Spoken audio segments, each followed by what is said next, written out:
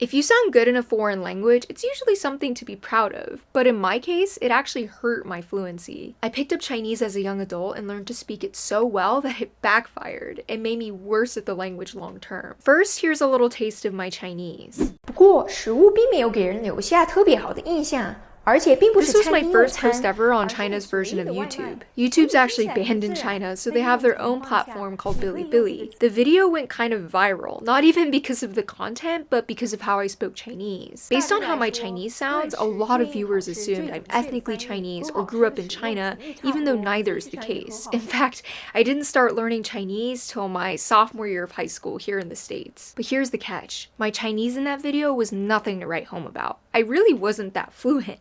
I just had a good accent for a foreigner, so they were biased to assume I was better at Chinese than I actually was. If you think about it, accent bias is a universal issue in any language. Sí, correcto. If someone sounds really foreign, it's easy to underestimate their proficiency, even if they're actually quite accomplished at the language. I'm guilty of this too as a native English speaker. I'm more likely to dumb down my English in front of my mom than a third grader, just because my mom isn't a native English speaker and has such a thick foreign accent when she speaks English. So by the same token, it's easy to overestimate someone with a good accent, even if they're not that fluent. But how is it even possible to sound good without being fluent? When I first started learning Chinese, my dad, who himself is a bit of a language geek, suggested that I prioritize perfecting my Chinese pronunciation and tones from day one. 사실은 한자가 없기 때문에 되려 어려워. 具体的にどういう面でなんか組み合わせた感じ？其实我同意，可是我的看法跟你有点不一样。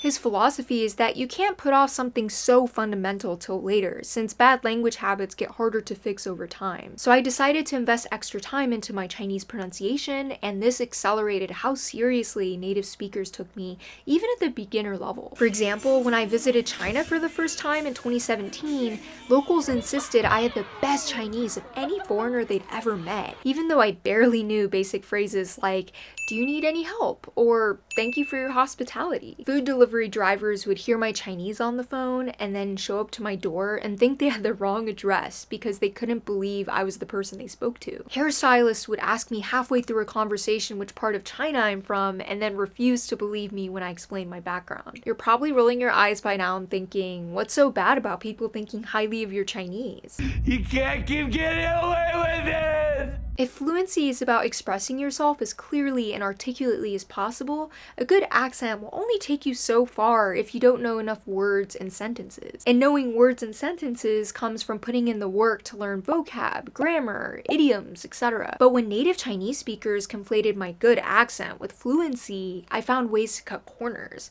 but at the cost of my Chinese. I learned this the hard way in my first year of college. Usually a rising freshman at Princeton who wants to take a Chinese course would be placed into first year or second year Chinese. But after I took the Chinese departmental placement exam, the department not only decided to place me in fourth year Chinese, but the heritage track. Heritage track is for students whose parents are Chinese, so they grew up speaking Chinese at home. So when I heard that I'd be placed into a class meant for students who were basically native speakers of Chinese, I thought the department had made some mistake. So I contacted them explaining my situation, and they said, "We know you're not Chinese, but you don't have a foreign accent, so we think you can handle the rigor." Well, it's a gross understatement to say that I could not handle the rigor. The class kicked my butt. Now that my classmates were all ethnically Chinese, some of them even Chinese immigrants, it was a given that everyone had a good accent, so my Chinese no longer stood out. This forced me to confront not just my weaknesses I used to get away with, but also my ego. I know it sounds ridiculous, but I was still attached to the idea of people thinking I had flawless Chinese. I was afraid that the more I spoke in class, the more likely I was to make mistakes, so I avoided talking as much as possible. My professor noticed I was quiet during class and flagged this in a one-on-one session with me. Even though she was just trying to look out for me, I turned the blame on her for making the class so hard and threatened to drop out. My professor pleaded with me in Chinese. "So many people would kill to be in your shoes, and you're just gonna give up?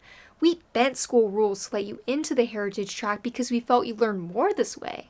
Don't you care about improving your Chinese? Unfortunately, I was too immature at the time to appreciate this kind of growth mindset. So I switched to the standard 4th year class the following semester. It was such a breeze compared to the heritage track version that I immediately regressed to all my old ways. I even started a competition with myself to see how little effort I could put in to get A's on exams, and discovered that I could get perfect scores from just cramming for half an hour beforehand. The external validation kept coming even though I was doing the bare minimum, so I didn't really bother absorbing any of the new knowledge we were learning. After my freshman year, I abandoned my Chinese and naively assumed it wouldn't deteriorate over time. Ironically, it took learning another Asian language to finally have a wake-up call. I started learning Korean during my sophomore year of college and picked it up pretty quickly, so I skipped a level and enrolled in advanced Korean my junior year. I noticed a lot of vocab cropped up in my textbooks that I didn't remember the Chinese word for, like haircut or firework. For the first time, I asked myself,